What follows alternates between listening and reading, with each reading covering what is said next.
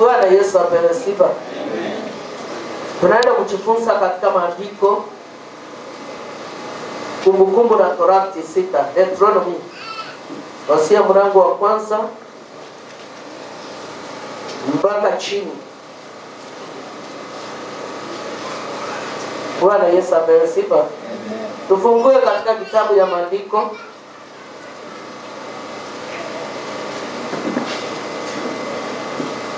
Bwana Yesu apewe sifa. Tunaenda kujifunza katika maandiko matakatifu Kumbukumbu la Torati 6. Ni kitabu cha 5 chenye Musa mwenyewe alipokuwa ameandikiwa kwa wana wa Israeli. Ni kitabu cha 5 kwa Musa. Mtume Musa alipokuwa ameandikiwa kwa ajili ya wana wa Israeli. Bwana Yesu apewe sifa. Kwa hiyo tunaenda kuona 6. Tusikie vile Mungu wetu anayenena katika maandiko yake matakatifu. Kwa hivyo wenye tuko na Biblia tufungue, wenye hatuna tuandike mahali, na wenye hatuna mahali tunaandika tupeane masikio tusikie yale Roho atanena siku ya leo. Bwana Yesu apewe sifa. Maandiko yanatuambia hivi, na hiyo ndio sheria na amri na hukumu alizoziamuru Bwana Mungu wenu, mfundishwe mpate kusitenda katika nchi iliyo ile mnayofukia kuimiliki. Bwana Yesu apewe sifa. Bwana inuliwe. Ni amri ambayo Musa alipewa kwa ajili ya wana wa Israeli, wapate kulisika neno la Bwana na kulitii kwa ajili ya kutenda yaliyo haki mbele ya macho ya Bwana, ndio wapate kuishi maisha yaliyo mema wakiwa katika ulimwengu wa dhambi. Kwa sababu katika safari tulio nayo ni ngumu, ni kana milima na mabonde, lazima tuwe watu wa kutii amri na sheria za Bwana. Bwana Yesu apewe sifa. Kwa hivyo katika hali ya Musa alikuwa mahali pale kwa ajili ya kutia wana wa Israeli imani katika safari. Na katika andiko alipokuwa ananenewa na Mungu, alikuwa anapeana kwa wana wa Israeli ili wapate kufunguliwa macho wajue ya kwamba yule muumba katika ulimwengu ako. Bwana Yesu apewe sifa. Kwa hivyo alikuwa anachulisha eli kukaa katika neno kuliko kuenda kupambaza kule na pale. Wao na wao msimamo katika kazi ya Bwana, wao watu waaminifu katika njia za Bwana na watii amri. Bwana Yesu apewe sifa. Maandiko yatuambia 2, upate kumcha Bwana Mungu wako, kushika amri zake zote na sheria zake ninazokuamuru wewe na mwanao na mwana wa mwanao siku zote za maisha yako. Tena siku zako siongezeke, siku zako siongezwe. Bwana Yesu apewe sifa. Musa akawaambia ya kwamba kuna kile chapo anaenda kuwajulisha, kwa sababu ni chapo Mungu mwenyewe aliyenena naye wakiwa katika jangwani. Aliambia ile sheria na amri anaweza kuwapea wao watu watiifu, wanyenyekevu mbele za Bwana, ndio wapate kuishi maisha yaliyo mema wao pamoja na wanao. Bwana Yesu apewe sifa. Kwa hiyo sio watu wa kuabaaba ama kutabataba kule na bare, wao watu wa msimamo katika utakatifu wa Bwana. Mwanadamu ama Mkristo anafaa akuwe na msimamo kukaa katika Kristo. Ukimkiri Yesu Kristo, mkiri ya kwamba utamkiri tena, kaa katika neno, hiyo neno ipate uchenga wokovu wako. Bwana Yesu apewe sifa. Hiyo unaona ya kwamba alikuwa anaambia wana wa Israeli zile amri aliyopewa na sheria washike pamoja na wanao, ndio waishi maisha marefu ama wakae katika maisha walio safi mbele ya Bwana. Bwana Yesu apewe sifa. Bwana inuliwe. Wakaambiwa ya kwamba siku zipate kuongezeka kwao. Kwa hivyo wewe Mkristo, ukitii sauti ya Bwana, ukiwa unakaa katika yeye, ukitenda yaliyo haki vile alikuwa ameamuru katika maandiko matakatifu, utakaa maisha yaliyo masafi na utaongezewa masiku. Lakini ukiwa mtu wa kupapasa huyu Yesu Kristo, maisha yako yatakuwa mafupi, kwa sababu utakosa mwelekeo. Na unajua jambo lilikosa mwelekeo linatumbukia mahali inapostahili. Kwa hivyo ni vyema kutii sauti ya Bwana. Ni vyema kutii amri za Bwana. Usiue, usizini. Mambo mingi aliyenena katika maandiko maandiko. Kwa hivyo yeye Mungu wetu aliwekea mipaka wana wa Israeli wasije wakaende kinyume cha mipaka aliyoweka. Lakini siku hizi Wakristo wanaruka hiyo mipaka. Wanaona ni kawaida kuishi na kukula. Lakini wacha niwaambie wapendwa, kuishi na kukula sio kawaida, ni kwa ajili ya neema ya Bwana. Bwana ndiye amekuweka mahali pale kwa ajili ya sababu. Amekuweka kwa ajili usidi kutenda kazi yake katika roho yake na ukweli. Usio mtu wa vikwazo katika safari ya wokovu. Usio mtu unanungunika kila wakati, kuwa mtu wa kushukuru. Bwana Yesu apewe sifa. Amen. Bwana inuliwe. Kwa mtu kila wakati unakuwa mtu wa kushukuru. Licha njema mbaya, mshukuru kwa sababu Mungu yeye peke yake anajua hilo jambo utalikutana naye. Kwa hivyo kushukuru kwa kila jambo, Bwana atakuinua mahali huko. Ukishukuru kwa kila dakika, yeye ataona ya kwamba unamjua unafanya nini. Bwana Yesu apewe sifa. Ndio ya kwamba wana wa Israeli waliambiwa mtende yaliyo mema, msike amri za Bwana, ndio apate kuongezewa masiku katika ulimwengu wa ndani. Muone mema, ukitenda mema. Ukitenda maovu, utaona maovu mbele yako. Bwana Yesu apewe sifa. Lakini ukitenda yaliyo haki mbele ya Bwana, hatakukinga kutokana kwa maadui wengi. Kuna jambo linaweza kuja ulipite, usione ya kwamba ni kawaida umepita. Uone ni kwa ajili ya neema ya Bwana, hiyo jambo umeruka. Kuishi, kukula, kulala na kuamuka ina gharama mkono wa Bwana. Kwa hivyo tuwe tukimwamini na kushika amri zake, ndio tupate kuongezewa masiku. Bwana Yesu apewe sifa. Amen. Kumbuka Shetani amewekwa mahali pale iposa apate kujaribu imani yako katika maisha yao na wapate kuongezeka katika nchi. Watakapoenda wakutane na asali na maziwa tele. Mahali wale wanaomwamini Bwana wameahidiwa ni mahali hakuna shida, hakuna kilio, hakuna mateso. Kuna asali na maziwa na mastarehe mahali pale. Kwa hivyo yule atakapoingia katika ile nchi ni yule ataamua kumfuata huyu Yesu Kristo. Ni yule ataamua kuacha ya maovu. Ni yule ataibukana kutenda yaliyo maovu mbele ya macho ya Bwana. Ni yule atakaa akiona mwingine kama yeye. Bwana Yesu apewe sifa. Kumaanisha ya kwamba usidurumu rafiki yako, usidurumu mwenzako, hata mahali popote huko, wesimu huyo mtu kama wewe. Upatie heshima yake, awe kiwete, kipofu, bila aliyepo, upatie heshima yake. Bwana Yesu apewe sifa. Bwana inuliwe. Ndio akawaambia kwamba sisikeni, msiangalie na mkuwe wanyenyekevu mbele ya Bwana. Ili katika njia mtakayokaa mtaongezeka vile kama Bwana Mungu wa baba zako alivyokuahidi katika nchi ijayo maziwa na asali. Bwana Yesu apewe sifa. Kwa hivyo hii maziwa na asali imenenwa katika wana wa Israeli. Watakula wale watakaoamini jina la Bwana. Wale watakaokaa katika utakatifu. Wale watakaokaa katika imani. Wale watamwabudu katika roho yake na ukweli. Lakini sio wale wamejichanganya katika njia za Kristo. Bwana Yesu apewe sifa. Bwana inuliwe. Ni wale walioahidiwa. Ni akina nani walioahidiwa? Ni wale waliokaa katika utakatifu. Kwa hivyo kupokea hii asali na maziwa na kukaa katika ile nchi kuimiliki ni wale wataamua kuenda katika safari. Na katika uamuzi wao ukuwe ya kwamba hawatarudi nyuma. Liwe lisipo hawataangalia nyuma. Wataenda tu mpaka mwisho. Watakaa katika imani na katika kusali. Kwa hivyo wewe Mkristo mahali ulipo lazima uwe na imani na kusali.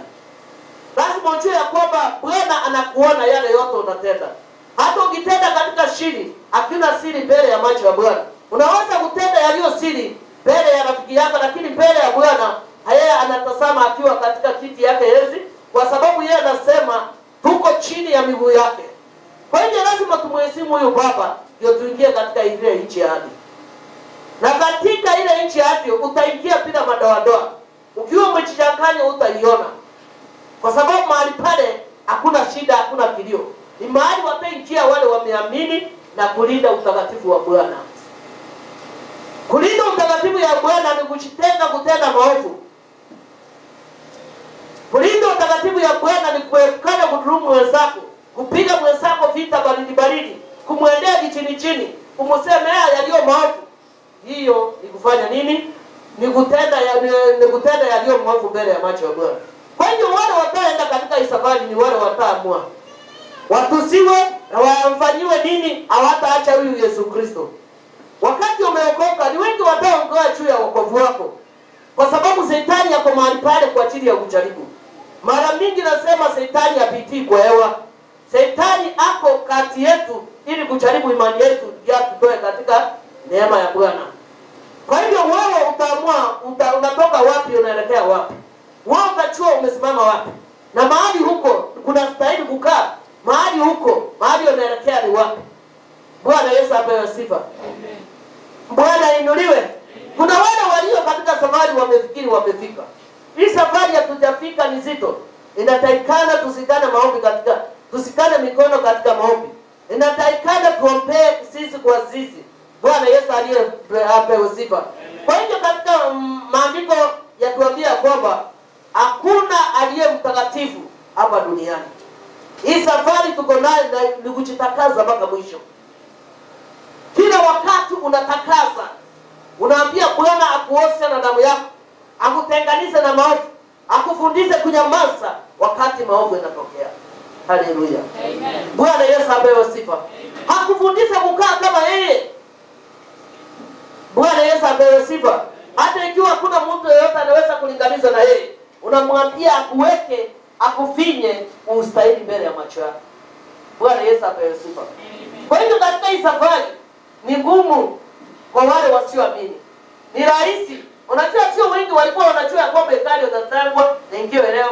Wengine wanasema ni kweli pesa zitatoka wapi. Wengine wanasema itakuwa. Wengine wanasema tutaongezewa, tuambie tuongezee. Wengine walienda wakarara wakaeba. Lakini wale waliosimama na yeye Yesu Kristo na kazi yake watainuliwa wakati wa mwisho. Tunaambiwa ya kwamba tachi zao zimewekwa. Bwana Yesu apewe sifa. Amen. Yaani walilala hawakusinzia mpaka hekalu ya Bwana ikapata kumalizika. Bwana Yesu apewe sifa. Amen. Bwana inuliwe. Amen. Kwa hiyo wakati wa Bwana ni wakati unaostahili. Lakini wakati wa mwanadamu ni wakati wa mhangaiko. Wewe unajua unataka ukae wapi? Unataka ukae wakati wa mwanadamu ama unataka ukae wakati wa Bwana? Wakati wa Bwana ni kutenda yaliyo haki, akukumbuke wakati wa shida. Hakuinue. Bwana Yesu apewe sifa.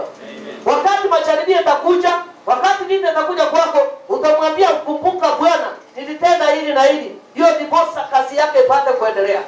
Sikutoa nikinung'unika, sikutoa nikisema kwa nini fulani hajatoa, sikutoa nikisema ya kwamba wengine wako karibu, sikubeba ile mwiti nikwambia leo sijaona fulani akibeba, lakini nikifanya nikijua ya kwamba anatumikia Bwana. Haleluya. Amen. Tupigie Kristo makofi. Yeye ni mwema kila wakati. Yeye hukuja wakati ufaao. Anakuja kwa watu wake, lakini kwa wanaoupenda.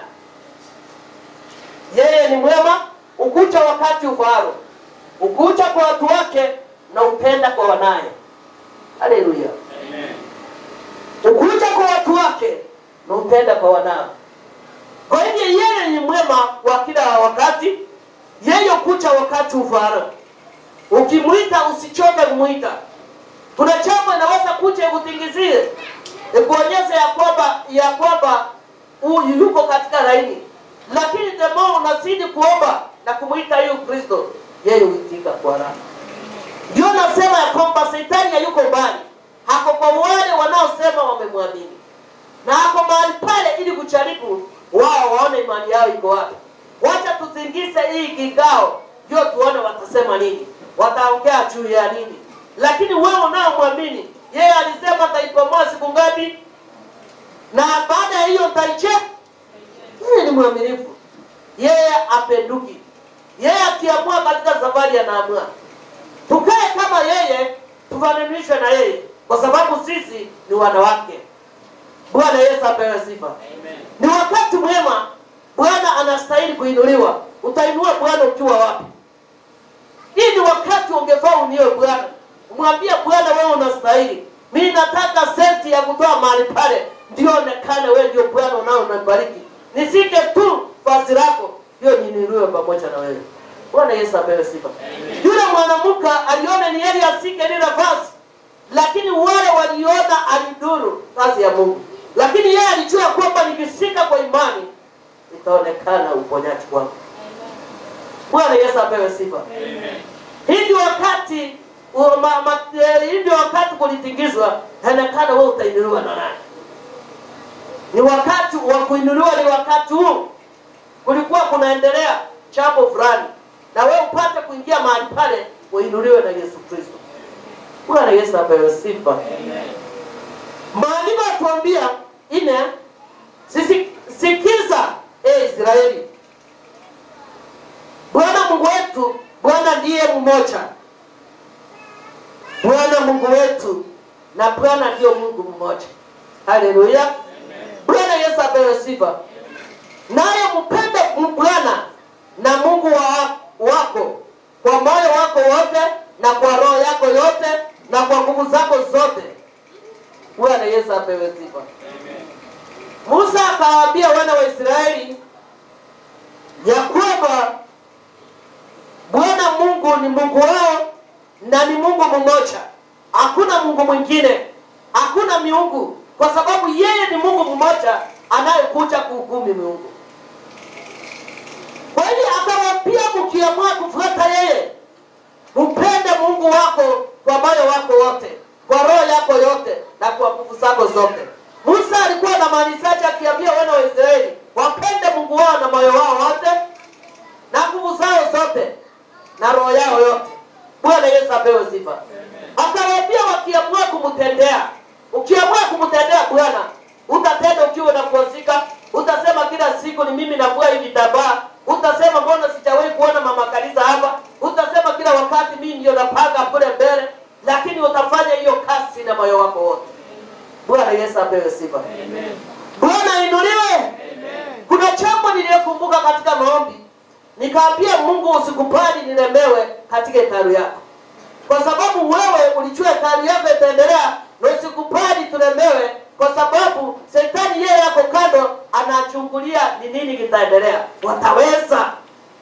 Kumbuka na Shetani niliwaambia yuko nje, hako ndani ya kanisa. Kule nje anajua wasisi wa Sarati wesi ni wake. Hana acha nao kwa sababu anajua wamefika. Lakini wale wanaokiri ya kwamba Yesu Kristo haka, lazima alete majaribio awaonyeshe ya kwamba hii ni kazi ngumu sana mmeanza kupewa. Bwana Yesu apewe sifa. Amen. Wacha maombi tuombe yale ya imani yanaweza kupomboa milima na mabonde, yenye anaweza kubadilisha. Jambo ikitendeka mahali, Mungu ako na sababu yake. Anaweza kutenda kwa ajili ya jambo fulani.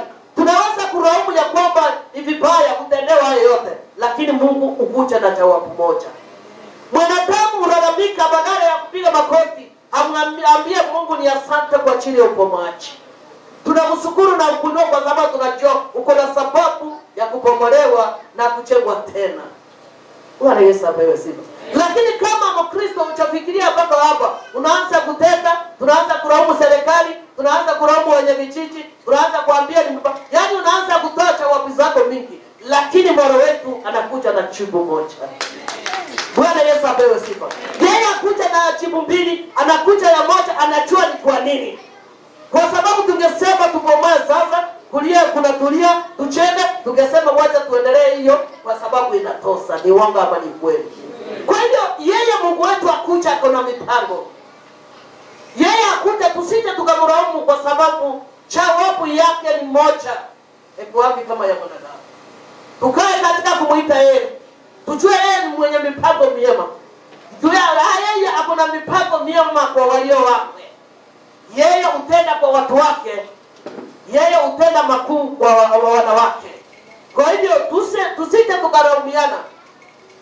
Tukilaumiana tutakaa kama vipofu. Vipofu akiongoka za kipofu kingine wanaweza kuingia kwa mtamo. Bwana Yesu apewe sifa. Amen. Tujue kwamba chama inakuja kwa ajili Bwana apate kuinuliwa. Kwa hivyo chama inakuja ili tupate kuinua Bwana.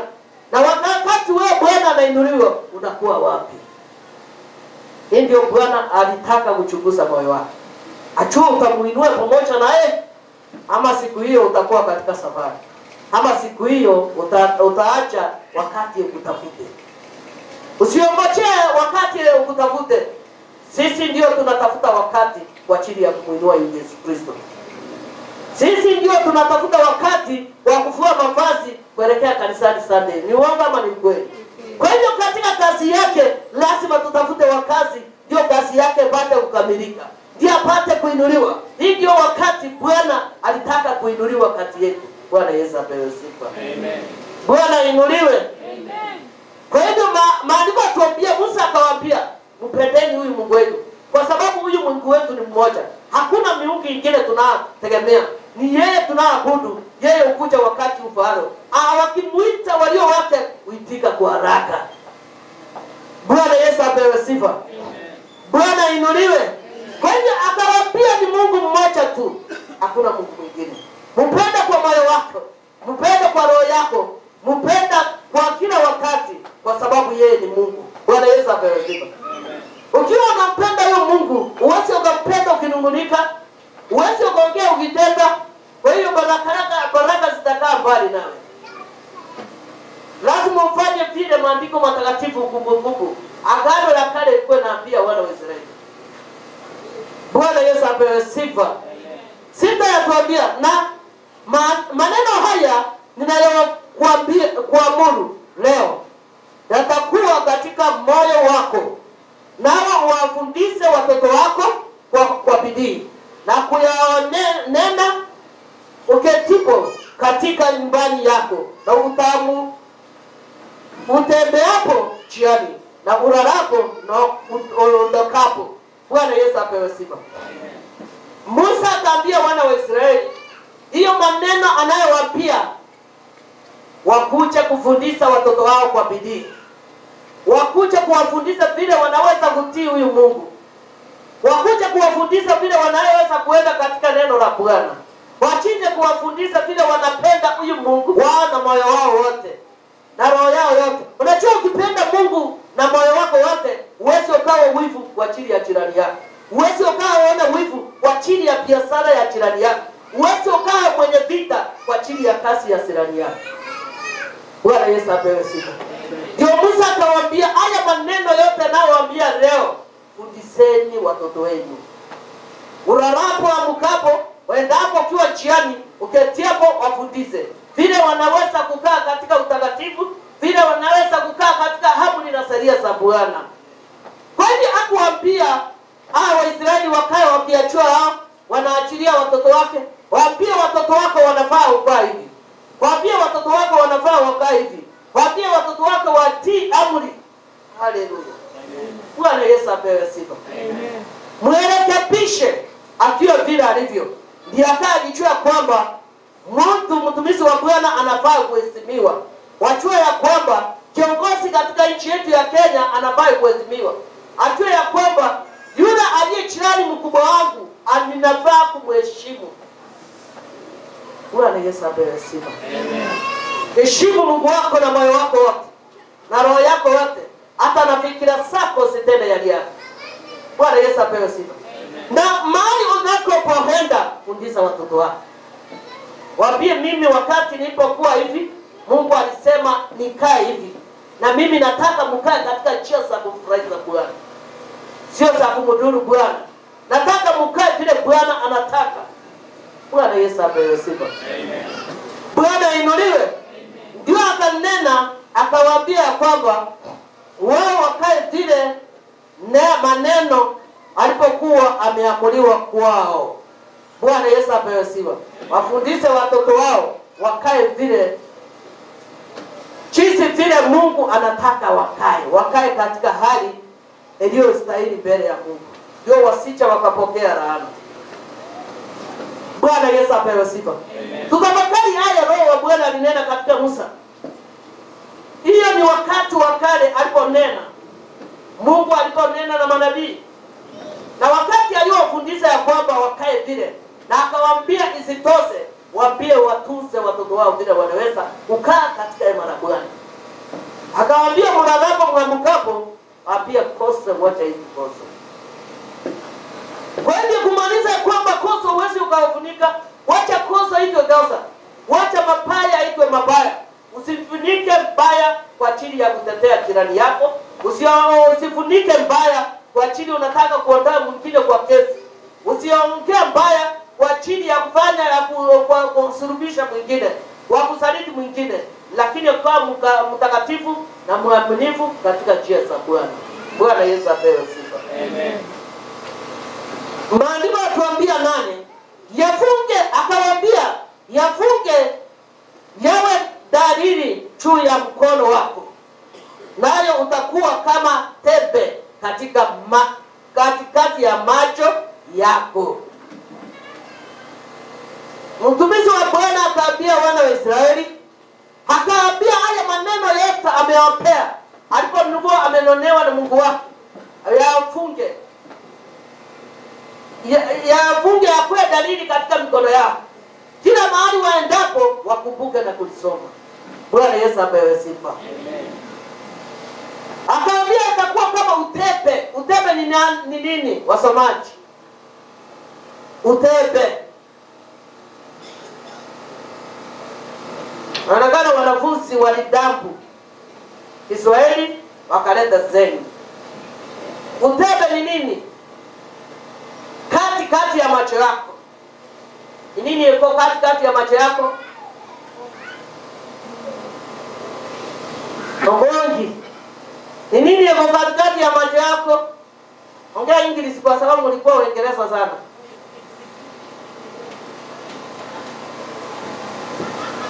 Akaambia likae katikati kama tebe ya macho. Bwana Yesu apewe sifa. Amen. Hiyo tebe ya macho ikifinywa utaona. Ni uongo ama ni ukweli? Kwa vile imewekwa mahali pale, imekuwa je inatoa right anapopata kuona. Maandiko yatuambia Musa akawaambia, weka ikuwe katikati kama tebe ya macho.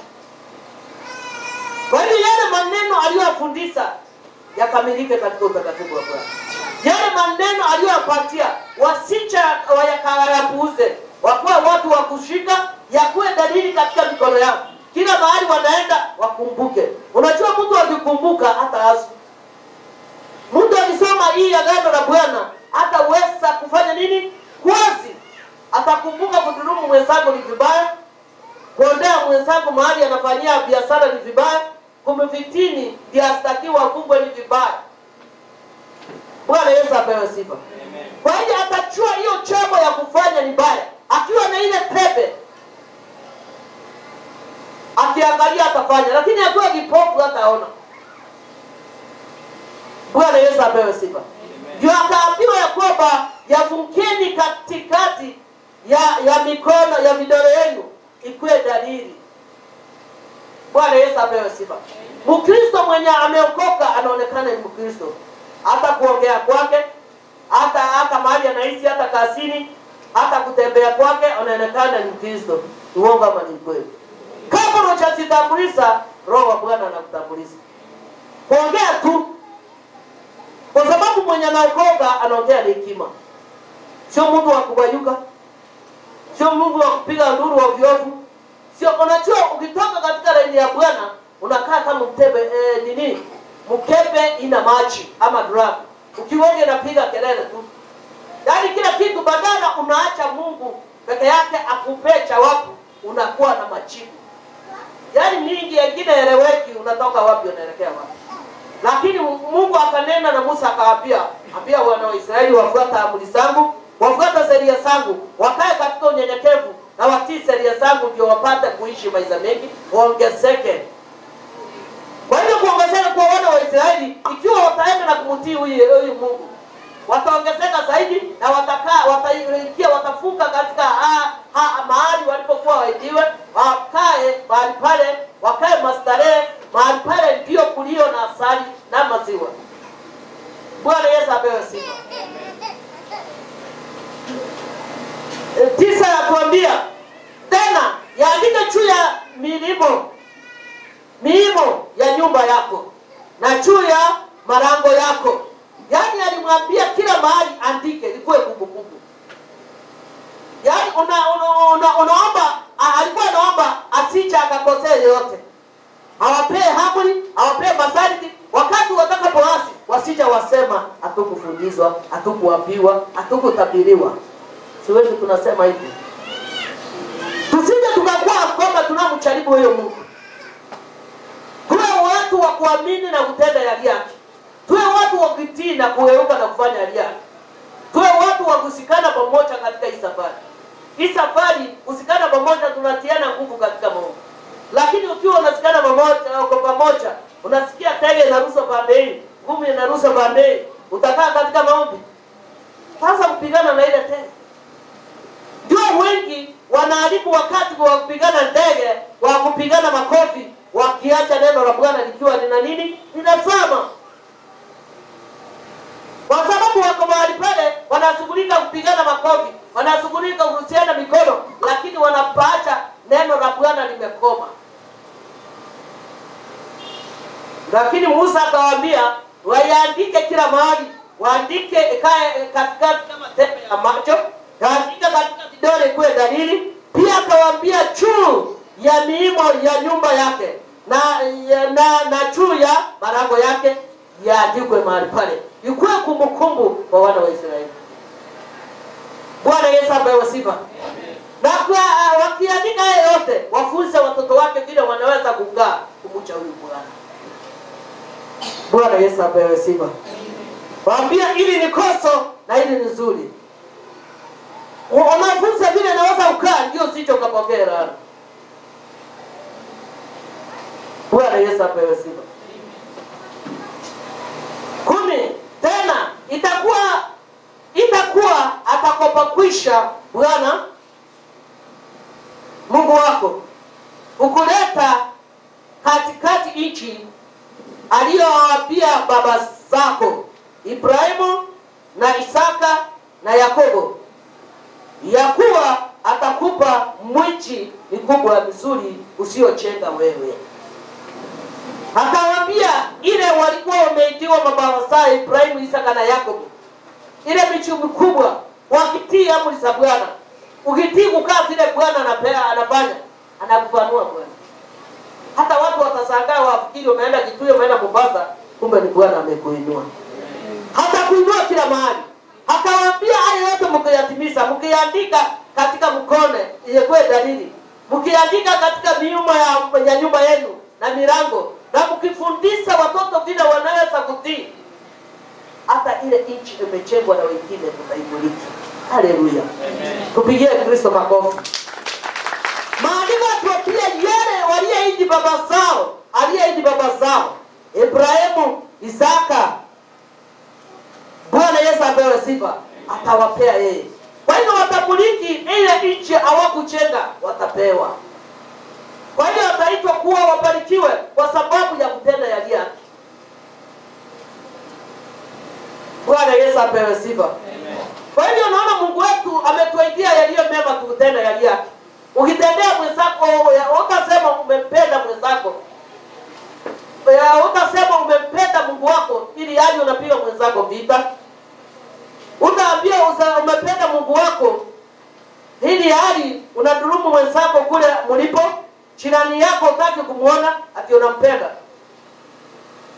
Unapenda na yule aliyekuwekea karibu mpenda, uweze ukafanya mema kwake. Lakini yeye akawaambia Musa, wataka amua kutenda hayo yote. Ukipenda Mungu wako na moyo wako yote, na roho yako yote, na nguvu zako zote, lazima umpende jirani yako. Upendo ni lazima, kwa sababu ni sheria, imeandikwa katika Biblia. Yeye alitupenda, akatuma mtoto wake wa pekee, akakufa kwa ajili ya damu yangu na ya ndio tukapate kuokolewa. Kwa sababu kwa hivyo upendo ni amri kutoka kwa Bwana. Pendaneni nyinyi kwa nyinyi, msije mkahukumiana nyinyi. Bwana Yesu apewe sifa. Amen. Kwa hiyo utasema umependa huyu Mungu, ikiwa usiku una plan vile unaenda kuangamiza ndugu yako kwa ajili ya saba. Utasema unapenda ukiwa una plan kwenda kupiga ndugu yako vita kwa ajili ya wivu. Leo jirani yako umeona tu ameweka kibanda, lakini unataka kumaliza ile kibanda, ukimaliza na njia ya fitina na chuki na uchochezi. Unachochea wale, unamwambia hata ile sukuma analeta ni mbaya, hata ile chakula anapiga kwa ile kazi yake ni mbaya, hata ile anafanya, yaani unatumia njia ya kupumea ndio asipate riziki na watoto wake. Bwana Yesu apewe sifa. Lakini maandiko yatuambia, akaambia wana wa Israeli wakisika amri hizo zote na kutenda yali haki na kuambia watoto wake vile wanaweza kukaa katika Mungu, hata ile hawao kuwa naye ya wengine atawabariki. Tuye Kristo makofi. Aliwaambia hata ile michi imechengwa mikubwa, wao wasipochenga wataimiliki. Bwana Yesu apewe sifa. Bwana inuliwe. Kwa hiyo baraka zinatoka anyway. Ijarisi zitatoka wapi? Lakini zitatoka zikiwa zinakuja kwa ajili ya Bwana kuinuliwa mahali pale katika ile boma yako. Bwana atainuliwa mahali pale katika boma yako kuonyeshana ya kwamba umemtendea yali yake. Ukitenda haki mbele ya Bwana, lazima utendee jirani yako yali haki, upokee hizo baraka. Sio kuambia kwamba wewe Bwana asifiwe Bamera na kumbe unamwendea kichini chini ili kutaka kumaliza.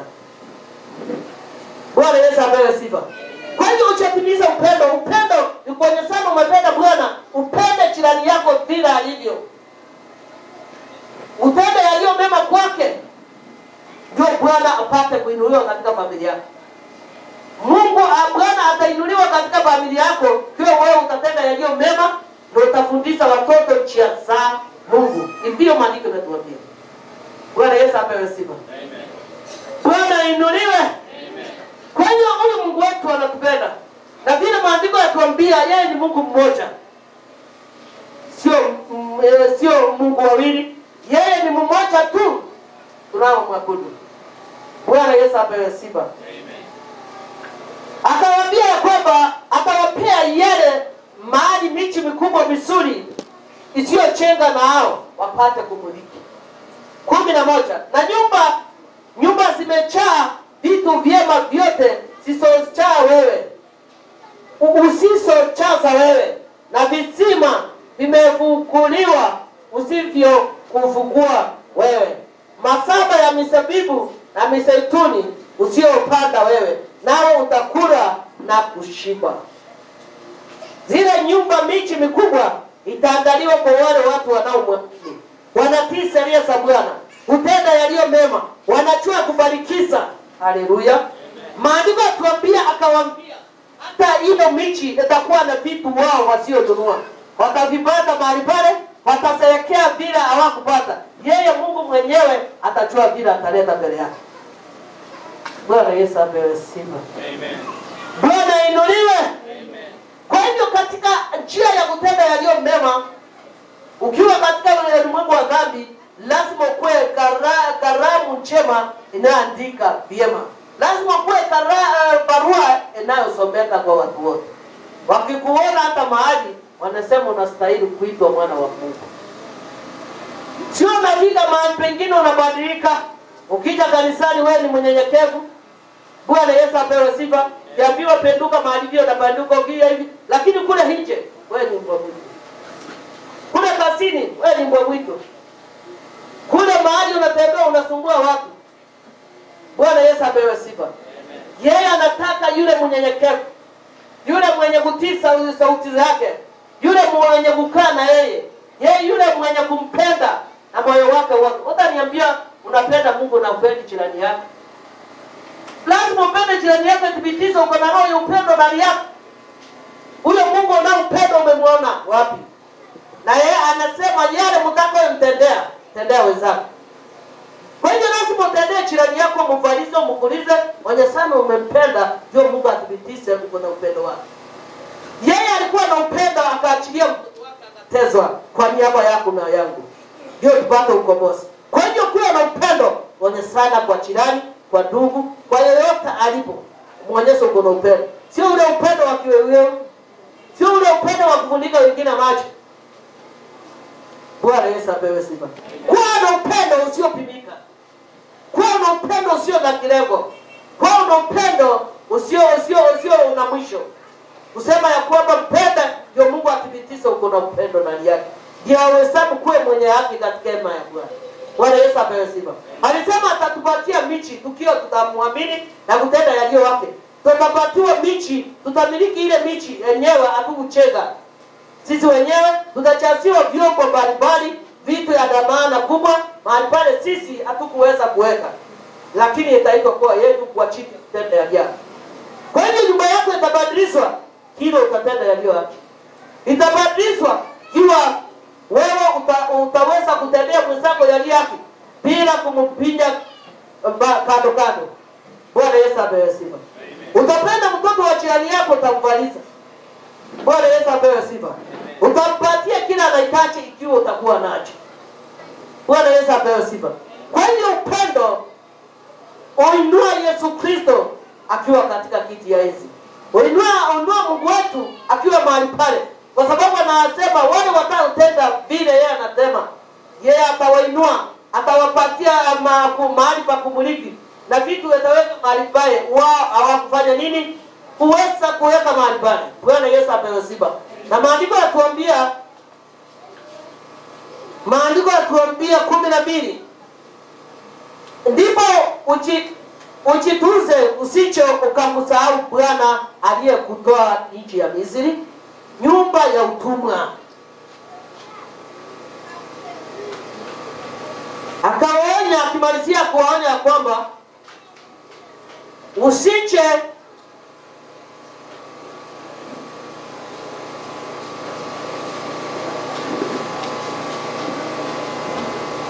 kurudi nyuma kidogo pole, na nyumba zimejaa vitu vyema vyote usiochaza wewe, na visima vinefukuliwa usiovyokuwa wewe, masamba ya misabibu na misituni usiopanda wewe, nao utakula na kushiba. Ndani utakuwa mastara, vitu utavifanya, lakini Bwana atakutumia tu. Atatuma mtu kutoka Beki amwambie yule mtoto wangu anafaa akae wapi? Kula runda. Anaenda anakuambia, wewe mtu wa Mungu, nataka uende kule runda, nimekununulia nyumba ya milioni 50, enda ukae mahali pale. Na mahali pale ukifika kule runda unapata ile vitu imewekwa, sio wewe ulinunua. Anakuambia, hapo nimekupatia baraka kwa ajili ya kutenda yaliyo mema. Kwambia kaa mahali pale. Bwana Yesu apewe sifa. Ukikaa mahali pale unasikia simu inakuja, inakwambia wewe fulani, kuja mpaka mahali fulani, supermarket fulani, kuja mahali pale. Anakuambia, unaona wewe ni wewe, unanikumbuka? Tutajuana kama sijakumbuka. Hii mali nilikumbuka kile uliyotenda. Hii mali ni yako, pepa peleka nyumbani. Unakula misikini mistari. Ndio Bwana alinena akasema, wale watakaomtii na kutenda yali yake, wale watakaofanya kazi yake bila kunungunika, atawaandalia yaliyo mema. Yaani vitu vitakuja ghafla, wataona kama ni muujiza, lakini ni Mungu. Bwana Yesu apewe sifa. Bwana inuliwe. Jambo litakuja, yaani wataona ni ndoto kwao. Bwana Yesu apewe sifa. Mama mmoja alipatia diti, alikufiwa na mume wake. Baada ya kufiwa akiwa amekaa kidogo, wakaenda kumtembelea mahali pale, waone hali alivyo bila ametoka nyumbani. Huyo mama au kuwa na vitu ya ukura na ukunywa, na hao walienda kumtembelea, walitoa distance kwa ajili ya kujuana kidogo. Wakawekana wawili watatu wakifanya sobi. Akafanya, wakaweka kila kitu karibu inaweza kumaliza mwezi. Huyo mama walipogonga kwenda kumfariji huyo mama kwa nyumba, wakati amerudi, huyo mama alilia sana. Akalia, akawauliza, mama pole, kwa nini unalia? Akasema, mimi sijalia kwa ajili ya kupoteza mume. Nimelia nilijua ya kwamba Bwana amenitendea. Haleluya. Nalia nikisema nalia kwa furaha. Na vile tulikuwa tumelala njaa siku 2. Hii vitu yote imeingia kwangu. Bwana Yesu apewe sifa. Yaani viliingia bila kutarajia. Ni watu tu walikutana naye kwa soko. Walichuana wakiwa kwa soko. Lakini wakati walipoingia kwake, wakachua usuri wake, vile walikuwa na yeye kule kwa soko, vile walikuwa wanaongea na yeye, haukuwa mama wa madharau, haukuwa mama wa kupiga vita vizinizini, lakini hata hakuexpect ya kwamba wataenda mahali pale kumfariji. Lakini vile waliingia na mura mahali pale, mama alimwaga machozi sana. Akamwambia mama pole. Akamwambia, sijalia kwa ajili ya kupoteza mume wako, nalilia yale Mungu amenitendea kwa furaha. Pigie Kristo makofi. Bwana Yesu apewe sifa. Kwa hivyo kuna jambo unaweza kuwa nao unaona ni kawaida kwao, lakini mpendo, wacha nikuambie, ukula na ukunywa sio kawaida. Ni Mungu anayetenda yote. Mama alilia sio kwa sababu ya kupoteza mume. Alilia kwa sababu alikuwa amelala na watoto wake njaa siku 2 bila kitu. Lakini Mungu aligusa wengine mahali popote wakaleta chakula. Bwana Yesu apewe sifa. Kwa hiyo aliwaambia, mimi sijalia kwa ajili ya kupoteza mume. Nimelia kwa sababu nikisema, "Oh Mungu wangu umenikumbuka." Hii yote imeingia kwangu. Alikuwa anaona siku fupi, lakini Mungu akamweka kuona miaka mingi kuishi. Pigie Yesu makofi. Bwana Yesu apewe sifa. Unajua mipango ya Mungu sio mipango ya mwanadamu.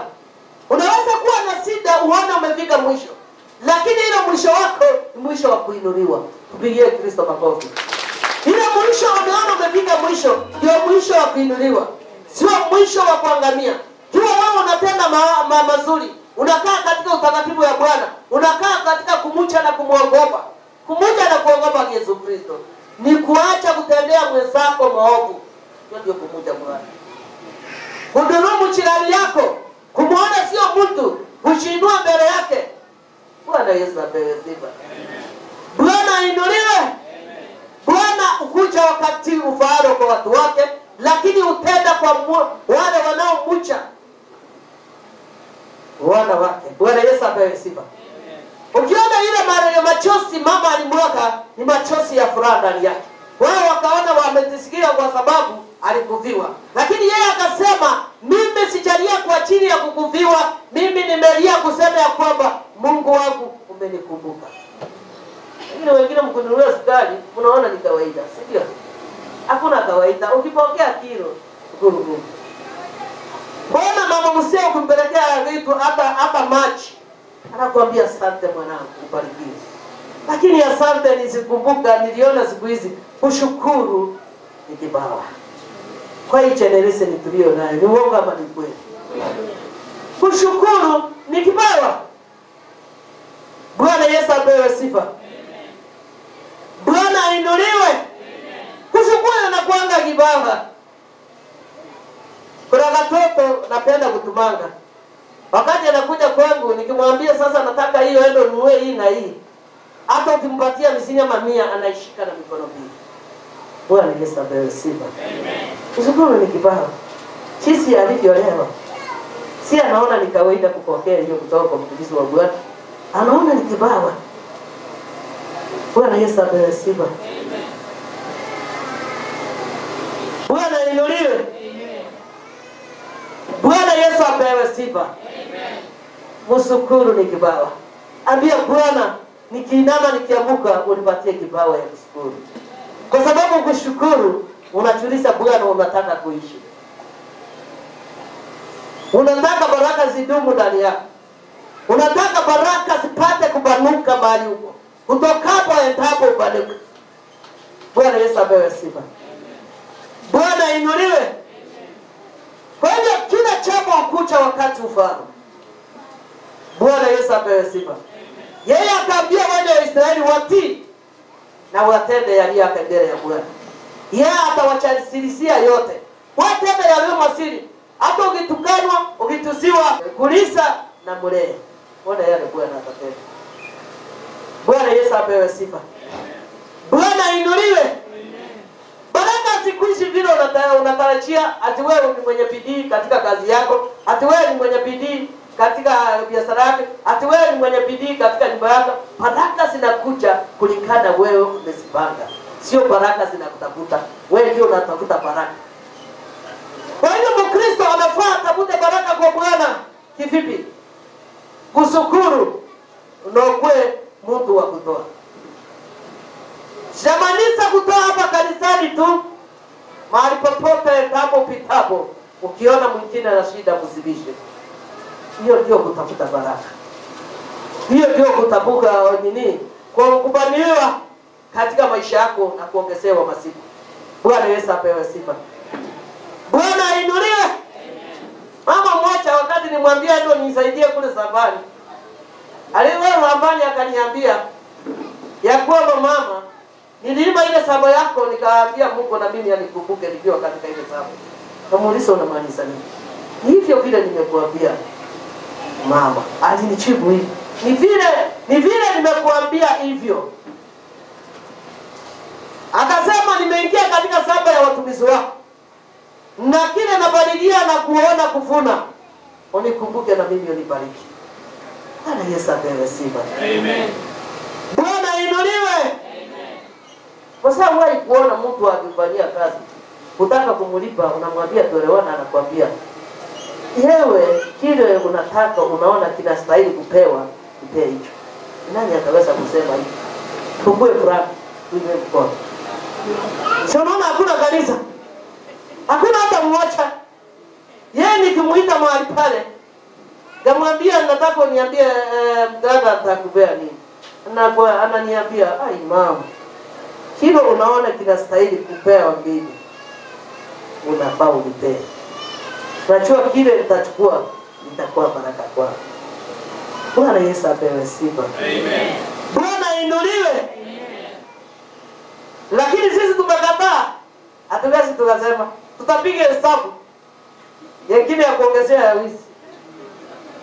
Ni uongo ama ni uongo? Inakuanga hivyo. Lakini mama ananifurahisha sana na mimi nikirudi kwa nyumba napiga magoti nasema Mungu, nifanye nini kwa hiyo mama?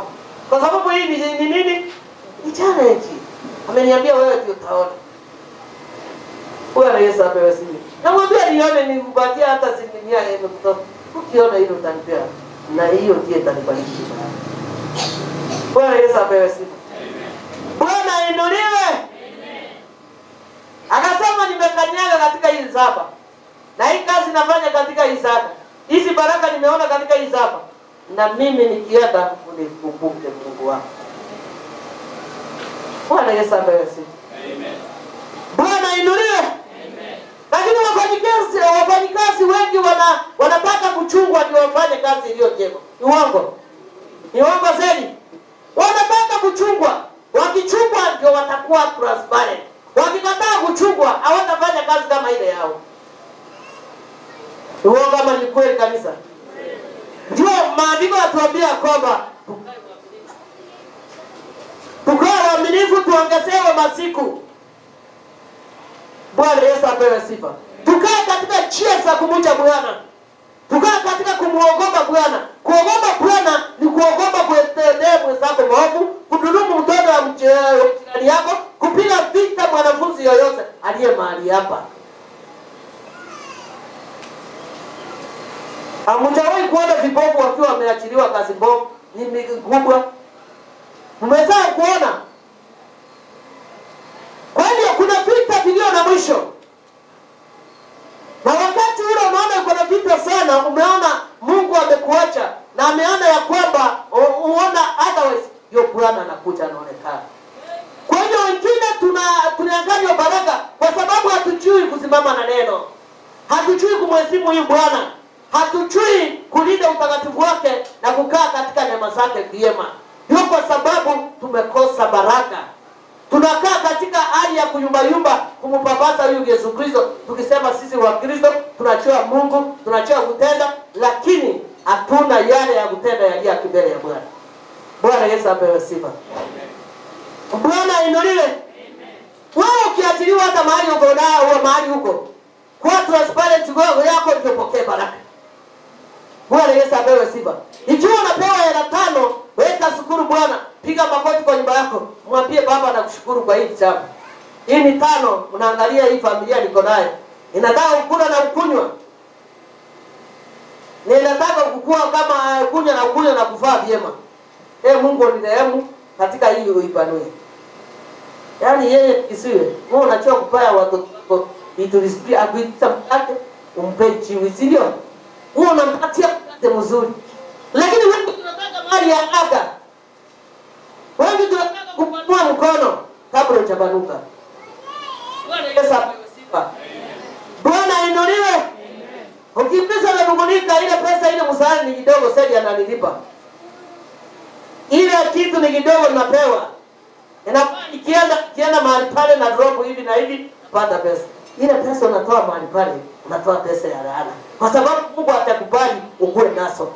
Isaka amesema kwa mnyenyekevu, kwa mtiifu, penda Mungu wako, mpenda Mungu wako mmoja na moyo wako wote na mawazo yako yote na roho yako yote na nguvu zako zote. Ona vile atapanua nyumba yako, ona vile atapanua baraka zako. Bwana Yesu apewe sifa. Amen. Tusiwe watu wa kuzunguka mahali pamoja. Tuwe watu tuwauliza Bwana tumetenda nini? Tumeanza. Usije ukalaumu Shetani ati amekuroga. Shetani anaroga yule mtu anaparticipate side yake. Ako kwa Mungu amekanyaga. Pia anamuenda haraka. Lakini wewe ukiwa wewe unamcha Bwana, hawezi akakufanya nini? Akakuweza. Ikiwa wewe umeamua ni safari ya wokovu, hata nikiwa na 20, wacha nikubali ni yangu. Hata nikiwa na 5, wacha nikubali ni yangu. Bwana Yesu apewe sifa. Amen. Hata nikitoa mahindi 5 kwa nyumba, wacha nichue hiyo ndio mahindi yangu. Bwana Yesu apewe sifa. Amen. Unataka mingi, na hujatendea Bwana kuongezea nini? Umetendea nini Bwana? Yapate kupanua njia zako. Hakupatia ile michi imechazwa na vitu usiyonoa. Ni nini umetenda kwake yapate ubariki. Bwana Yesu apewe sifa. Amen. Bwana ainuliwe. Amen. Maandiko yatuambia kwamba akawaambia kwamba watakula na kushiba mahali pale na kukaa mastarehe. 12. Ndipo usicho ukamsahau Bwana aliyekutoa nchi ya Misri, nyumba ya utumwa. Bwana Yesu apewe sifa. Baada ya kupewa hiyo vitu vyote, maandiko yatuambia Musa akamwambia wachunge wajifunze wasije wakamsahau Mungu. Yaani wasije wakaona ni mastarehe tumefika. Tumepewa kila kitu. Sasa Mungu ni nani? Wakaanza kumuasi. Bwana Yesu apewe sifa. Aliwaonya, akawaambia mjifunze, mchize msahau Mungu aliyowabariki na hiyo mali. Ni wengi wanalia wana kazi, baada ya kupata kazi wanasahau ya kwamba walilia wakapewa ile kazi. Wanaanza kujiona hata waheshimu yule aliye mbele yao. Wanaona ya kwamba ni wao walijitafutia hiyo kazi wakaingia bila kujua. Bwana Yesu apewe sifa.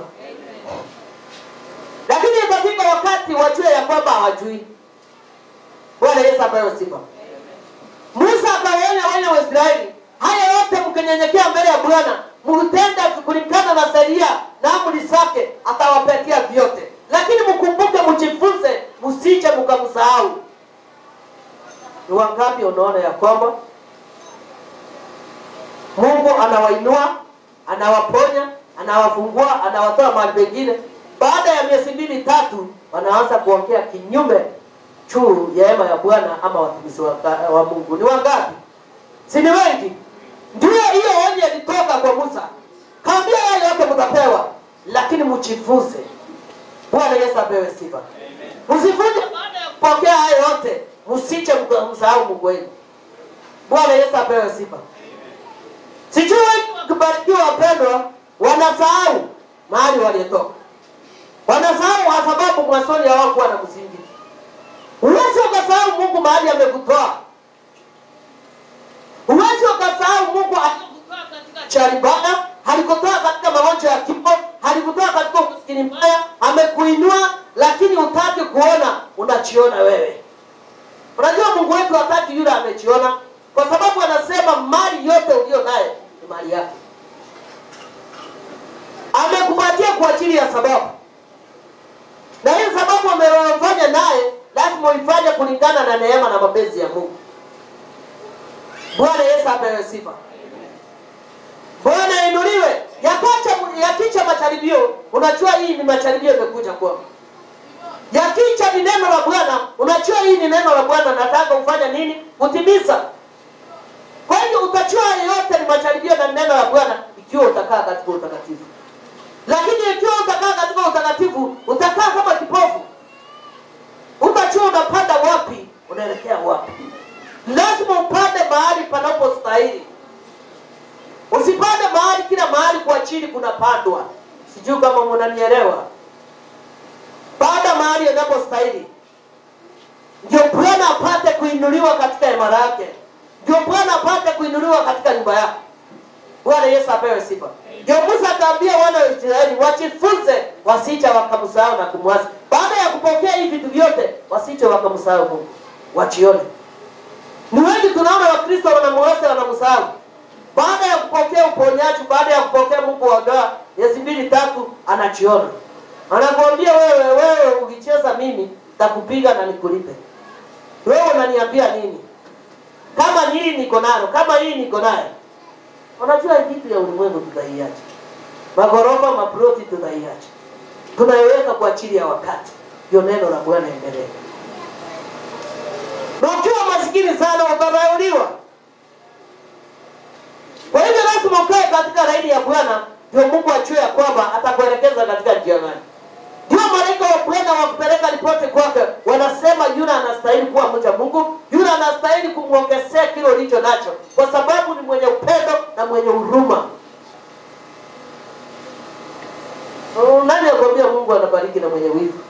Ukiona jirani yako amefalisha mtoto suki, unaona ni kama wewe. Ningekuwa mimi. Unaona kitu kama hiyo?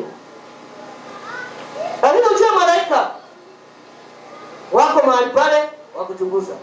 Na kumbuka shetani yako mahali pale kutafuta wafuasi. Wakijua wewe utaelekea wapi.